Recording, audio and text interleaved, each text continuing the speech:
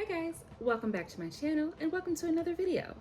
We are going to be talking about one of my favorite products, a little product spotlight. And the first product spotlight is actually going to be a palette, and it is the Juvia's Place, the Rebel Grays. I love this thing so much, and I decided that it has to have its own little set video dedicated to it because it's such a unique palette, and to my collection it is really one of those wild cards that I didn't think I was going to love as much as I did. Now, Juvia's Place came out with the Rebels a few years ago, maybe 3 or 4 years ago. And there was the Rebel Grays, the Rebel Honey, the Rebel Army, and the Rebel Mints. I did have all four, and 3 of them were tricky. Can you guess which ones? Maybe the ones that I don't have? But this one really stood out to me because I don't think at that time I had any gray eyeshadow, and if I did, it wasn't something that I reached for, something that I was used to using or wanted to use. After getting this palette, I realized how much of a gem it is, and it has been in my collection ever since. I have since depotted and decluttered the rest of them.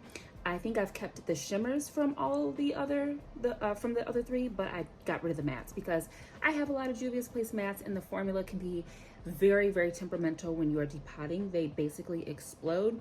So I lost a few and I chucked the rest. But this one I have kept intact because I love it so much. And I decided I wanted to do 5 looks centering this palette because I think it is very versatile, even though it looks very basic, like it wouldn't be versatile. So the first look I've done today is what you see, and I've used a bunch of favorites because it is a favorite of mine. Excuse me, I just saw a little bit of get in formation right there. There we go. And I use my favorites with this because it is a favorite palette of mine. So what I'll be using as companion palettes will vary, but the first companion that I use, broken record here, the Blend Bunny Cosmetics, the Blend palette, and my Odin's Eye multi-chromes. So I just used the black from this, and I used the one multi-chrome from this bundle that I use to death, which is this shade here, which is called Angela. The camera shows the purple reflect, but if you can kind of see that blue, slightly green seafoamy periwinkle shade, that's what I see when I look in the pan. This is what it looks like on the eyes. I am terrible at trying to show dual chrome, multi-chromes. I don't know how to do it, so trust me, it's shifting, it's gorgeous, it's beautiful, I love it. On the inner corner, I then have the shade Lola, which is this white shade that reflects a very strong electric green.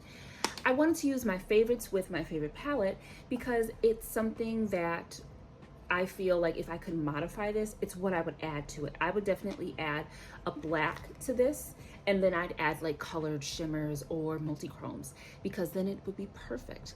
Now, the reason I wanted to do this little spotlight is because while this palette is my favorite and I love it, it makes me question myself because I have another palette that is very similar in its tone to this, and I can't seem to get shades or looks out of this palette that I like.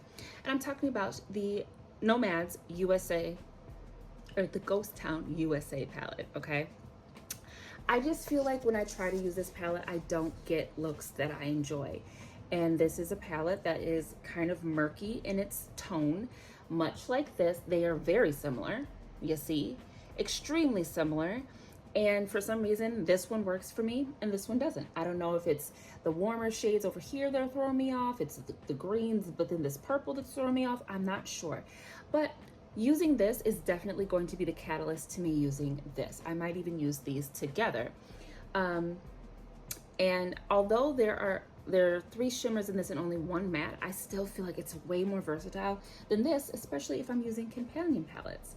So while I don't dislike this palette, I don't like it as much as I do this one. And this one gives me so much more variation right there instead of using a companion palette. But I just thought, oh, you know, these are pretty similar. How come I like this one? I don't really care too much for this one. So that will be fun, a little experiment to try to figure out how to get this baby to work for me.